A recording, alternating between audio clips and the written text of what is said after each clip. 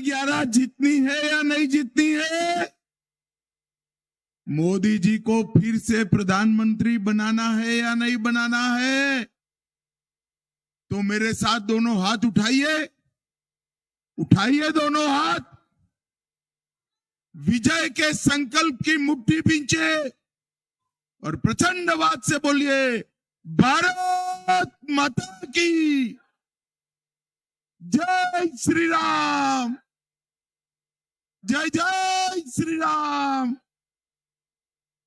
मंच पर उपस्थित हमारे राजा साहब किरण देव सिंह जी, भाई केदार कश्यप जी, प्रेम प्रकाश पांडे जी, अजय चंद्राकर जी, विक्रम उसेंडी जी, मोहन मंडावी जी, रजनीश सिंह जी, महेश कुमार जैन जी,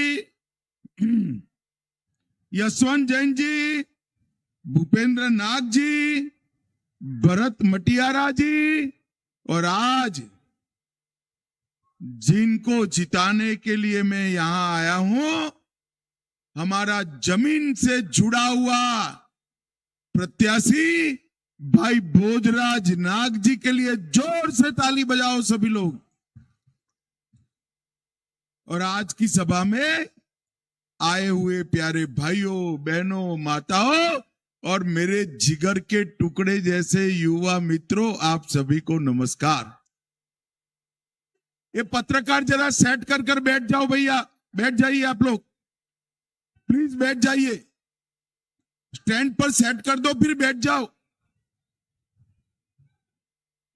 अरे बैठ जाओ यार, पीछे दिखाई पड़े, माताएं बहनें पीछे बैठी हैं। चलो पत्रकार भाइयों के लिए ताली बजाओ, सभी लोग बैठ गए हैं। आज कंक ऋषि की इस महान तपोभूमि पर माता दंतेश्वरी, मां योगमाया, कांकेश्वरी, मां बलमेश्वरी, मां महामाया, शीतला माता, बड़ा देव और बूढ़ा देव, सभी को प्रणाम कर मेरी बात की शुरुआत करना चाहता हूं। जल, जंगल और जमीन के लिए शहीद होने वाले शहीद गेंद सिंह जी को भी प्रणाम कर मेरी बात की शुरुआत करना चाहता हूं। भाइयों और बहनों, सबसे पहले मैं प्रभु श्री राम के नैनीहाल में आया हूं और हम सब ने अपने जीवन में इस 17 तारीख को एक अनुपम दृश्य देखा। 500 साल से टेंट में बैठे हुए रामलल्ला अपना जन्मदिन रामनवमी भव्य मंदिर में बनाए और वहां सूर्य तिलक का दृश्य हमने देखा। भाई और बहनों, जब से राम मंदिर टूटा तब से करोड़ों लोगों की इच्छा थी, कई लोग शहीद हो गए कि रामलल्ला अपने मंदिर में विराजमान हो, मगर कांग्रेस पार्टी सालों तक रामलल्ला के जन्मभूमि के प्रश्न को अटकाती रही, लटकाती रही, भटकाती रही। आपने मोदी जी को दूसरी बार प्रधानमंत्री बनाया, मोदी जी ने केस भी जीता, भूमि पूजन भी किया और प्राण प्रतिष्ठा कर जय श्री राम कर दी। भाई और बहनों, ये कांग्रेस पार्टी जब उनको निमंत्रण भेजा गया प्राण प्रतिष्ठा का, अपनी वोट बैंक की लालच से भगवान राम के दरबार में भी नहीं गए। उनको जो करना है वो करने दो, हम नहीं डरते हैं। हमने न केवल राम मंदिर काशी विश्वनाथ कॉरिडोर, केदार धाम, बद्री धाम, और अब सोमनाथ का मंदिर भी सोने का फिर से बन रहा है। भाइयों, नरेंद्र मोदी जी ने इस 10 साल के अंदर बहुत बड़ा परिवर्तन करने का काम किया है। मोदी जी ऐसे प्रधानमंत्री है जिनके पास 10 साल का ट्रैक रिकॉर्ड भी है और 25 साल का एजेंडा भी है। मैं राहुल बाबा को पूछना चाहता हूं, 4 पीढ़ी ने शासन किया। राहुल बाबा 4 पीढ़ी ने, जवाहरलाल नेहरू, इंदिरा गांधी, राजीव गांधी, सोनिया, मनमोहन सिंह, और अब आप मुझे बताओ मेरे छत्तीसगढ़ के गरीबों के लिए क्या किया? ये कांग्रेस पार्टी ने छत्तीसगढ़ राज्य बनाया क्या? जोर से हाँ ना बोलना भाई, बनाया? जोर से बोलो, बनाया।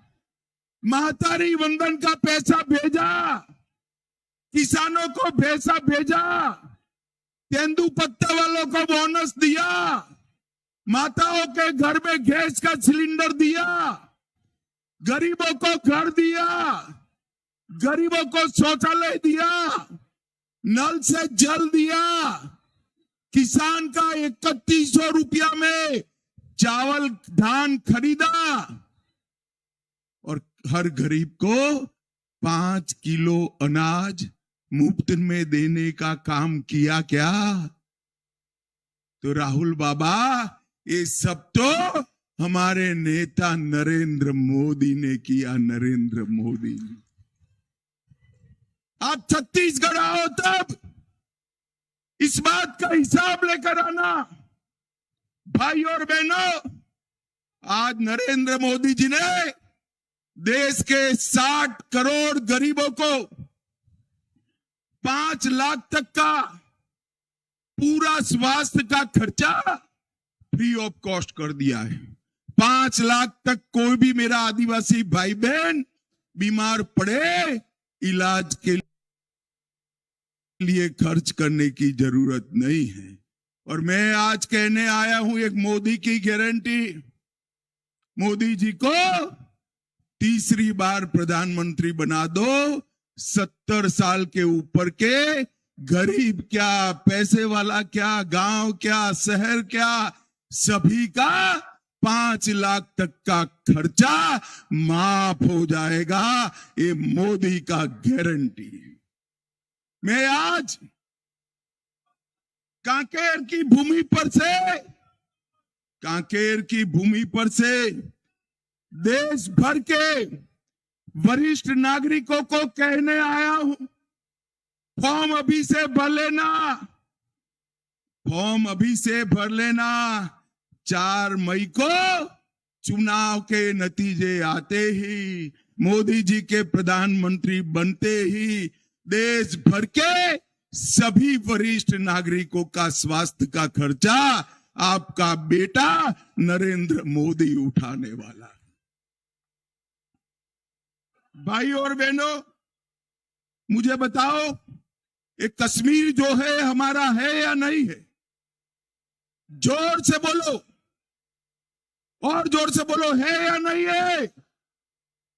एक कांग्रेस के अध्यक्ष खड़गे साहब कहते हैं कि कश्मीर का छत्तीसगढ़ राजस्थान वालों से क्या लेन देन। अरे खड़गे जी, आपकी जो सोच हो, राहुल बाबा की जो सोच हो, छत्तीसगढ़ का बच्चा कश्मीर के लिए जान देने के लिए तैयार है, जान देने के लिए। भाई और बहनों, मुझे बताओ, धारा 370 समाप्त करनी चाहिए थी या नहीं करनी चाहिए थी? जोर से बोलिए, करनी चाहिए थी या नहीं करनी चाहिए थी? एक अनौरत संतान की तरह 70 साल तक धारा 370 को एक कांग्रेस पार्टी संभाल कर रही। भारतीय जनता पार्टी के नेता नरेंद्र मोदी ने 5 अगस्त 2019 को धारा 370 को समाप्त कर दिया। इस देश से नरेंद्र मोदी जी ने आतंकवाद को समाप्त किया। इस देश से नरेंद्र मोदी ने नक्सलवाद को समाप्ति के कगार पर लाया है। भाई और बहनों, मैं देश का गृह मंत्री हूं। 5 साल तक ये महादेव ए ब्रांड मुख्यमंत्री भूपेश बघेल शासन में थे।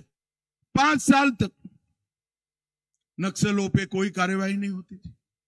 आपकी कृपा हो गई, छत्तीसगढ़ वाले ने हमारे विष्णुदेव जी को मुख्यमंत्री बनाया, विजय को गृह मंत्री बनाया। 4 ही महीने में 90 से ज्यादा नक्सलवादियों को समाप्त करने का काम ये भारतीय जनता पार्टी की सरकार ने किया। 123 लोग गिरफ्तार हुए, 250 लोग सरेंडर हुए और मोदी जी ने देश भर से नक्सलवाद को समाप्त किया है। आंध्र प्रदेश समाप्त, तेलंगाना समाप्त, बिहार समाप्त, झारखंड समाप्त, मध्य प्रदेश समाप्त। और मैं कहकर जाता हूं, 2 साल दे दीजिए, मोदी जी को फिर से प्रधानमंत्री बना दीजिए। छत्तीसगढ़ से हम नक्सलवाद को उखाड़ कर फेंक देंगे। जब तक नक्सलवाद है, मेरे आदिवासी भाई बहनों को तेंदुपत्ता के लिए खड़ नहीं देनी पड़ती। आदिवासी भाइयों बहनों के घर में बिजली नहीं पहुंचती, स्कूल नहीं है, राशन की दुकान नहीं है। मैं आज बचे कुछ है जो है उनको भी कहता हूं, सरेंडर हो जाओ, आपको फिर से प्रस्तापित करेंगे, वरना लड़ाई का परिणाम तय है। इस दिश से नक्सलवाद को हम समाप्त कर देंगे, समाप्त कर देंगे। भाई और बहनों, नरेंद्र मोदी सरकार ने आदिवासियों का हमेशा कल्याण किया।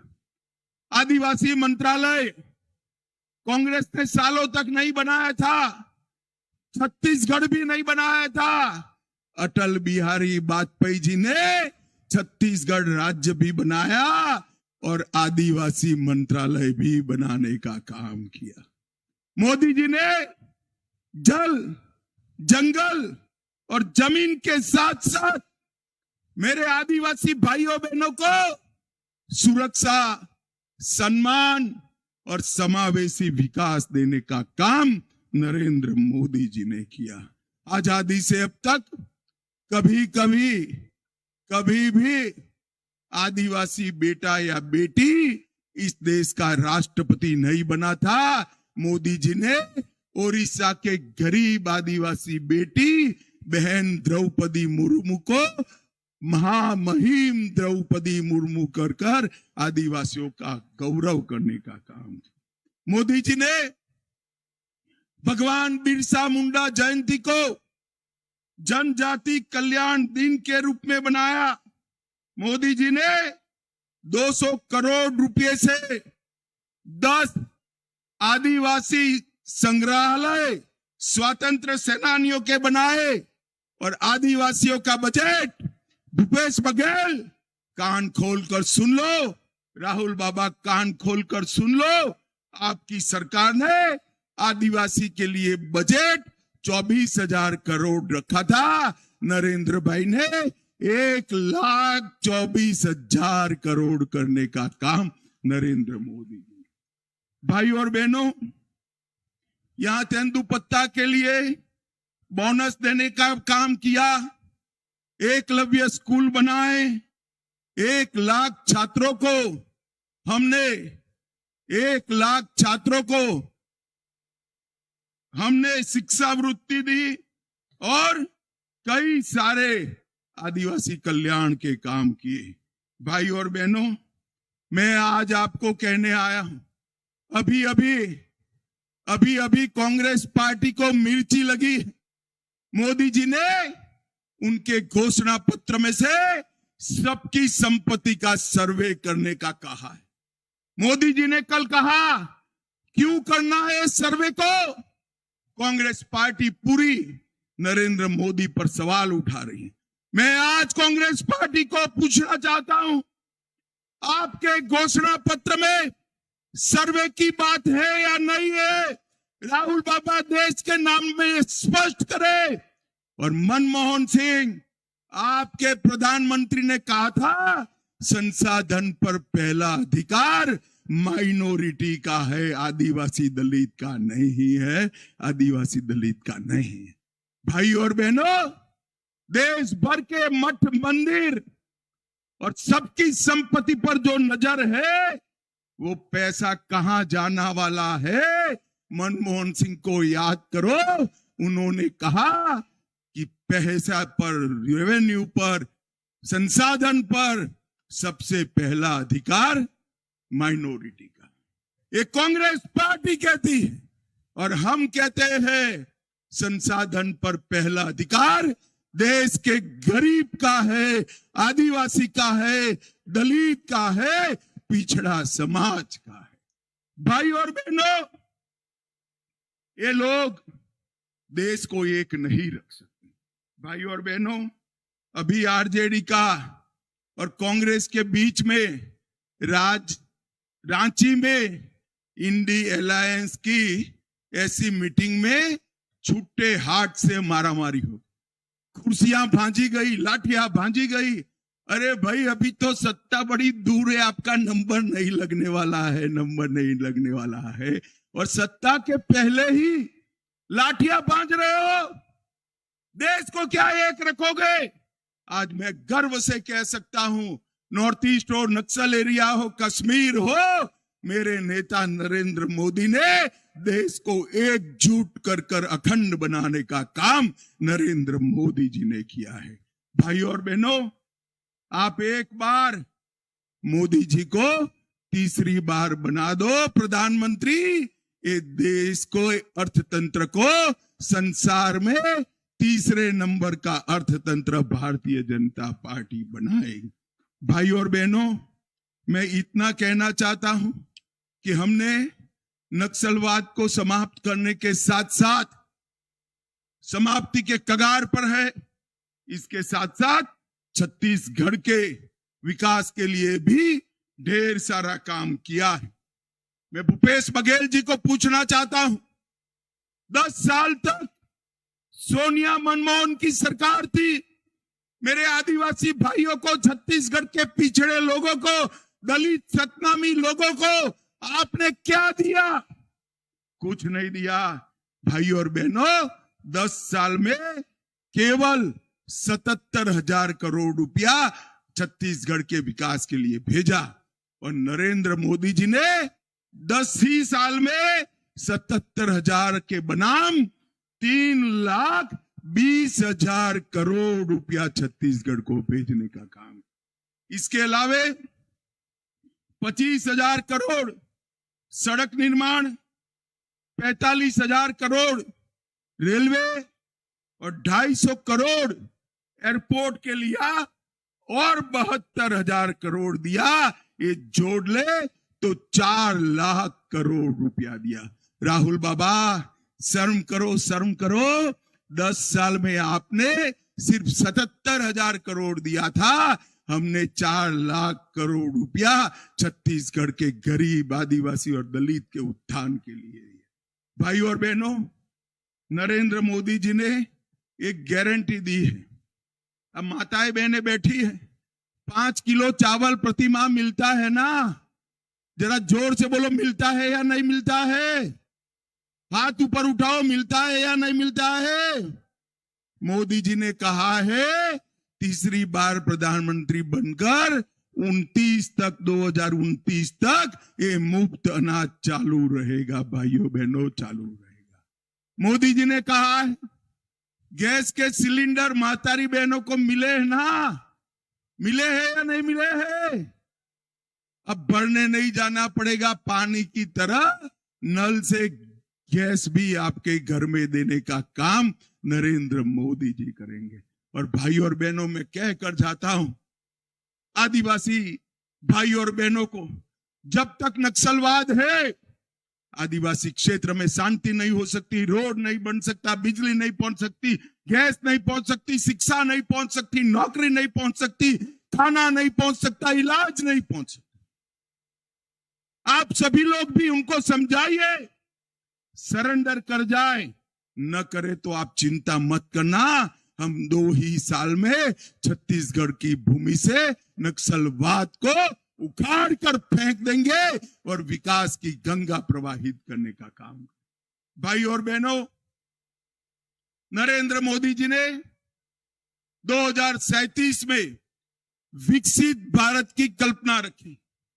विकसित भारत का नींव डालने के ये 5 साल है और विकसित भारत का सबसे बड़ा फायदा आदिवासी, दलित, किसान, युवा, गरीब और महिलाओं को होने वाला है। ये विकसित भारत की कल्पना आप सभी के कल्याण के लिए। भाई और बहनों, मैं आज मेरे प्रत्याशी के लिए भी आगे आइए, प्रत्याशी जी के लिए भी कहना चाहता हूं, इनकी फोटो देखकर ही मुझे मालूम पड़ गया ये आदिवासियों के लिए जीने वाला आदमी है, आदिवासी का जमीन का। भाई और बहनों, मुझे बताओ, आपको लाट साहब जैसा प्रत्याशी चाहिए या आपके जैसा नाग जैसा प्रत्याशी चाहिए? बताइए मुझे, जरा जोर से बोलो। इनके नाम के सामने कमल निशान है, नाग जी के कमल निशान पर बटन दबाइए, ये आपका वोट सीधा नरेंद्र मोदी तक पहुंच जाएगा। भाइयों बहनों, नरेंद्र मोदी जी, मुझे बताओ, इनको जिताओगे क्या? कांकेर वाले जोर से बोलो, हाथ उठाकर जिताओगे?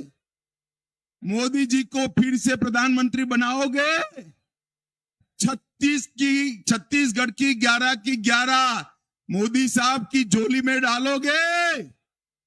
तो मेरे साथ दोनों हाथ उठाइए, उठाइए दोनों हाथ, माताएं भी उठाए, सभी लोग उठाओ, विजय के संकल्प की मुट्ठी भींचो और बोलिए, जय श्री राम, जय श्री राम, भारत माता की, वंदे वंदे वंदे।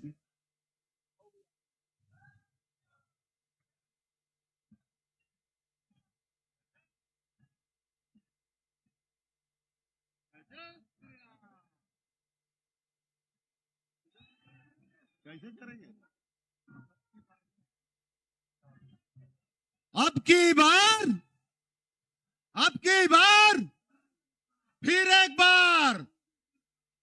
बार भारत माता की। मंचस्थ समस्त हमारे अतिथिगण हमारे आदरणीय गृह मंत्री जी का गजमाला से स्वागत करेंगे। एक बार जोरदार तालियों के साथ अभिनंदन हमारे आदरणीय गृह मंत्री जी का। बोलिए भारत माता की।